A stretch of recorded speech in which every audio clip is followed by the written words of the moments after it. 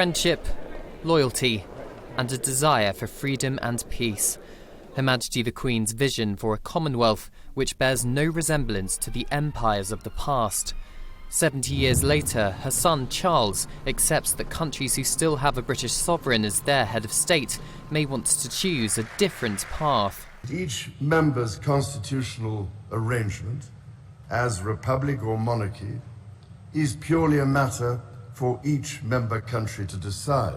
Arrangements such as these can change calmly and without rancour. There was no apology from the heir to the throne for the royal family's historic role in the transportation of East African slaves to the Americas, whose ancestors now debate republicanism versus royalty. Instead, the prince decided to acknowledge the wrongs and urged Commonwealth leaders to do the same.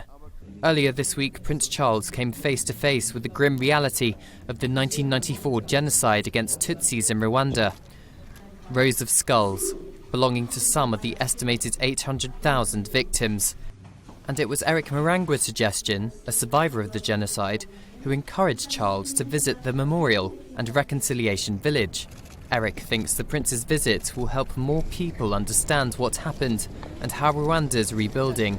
It's a very important action to us Rwandans, particularly survivors, but it's also a very important message to the rest of the world. It will help people to understand more about Rwanda and to appreciate how far this country has come.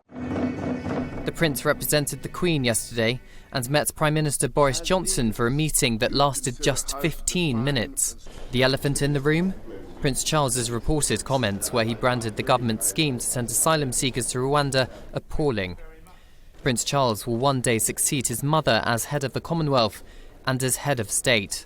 And a source close to the Prince says just as with meetings with the Queen, what the Prime Minister and the Prince of Wales discuss is private. Clarence House previously stressed the Prince remains politically neutral.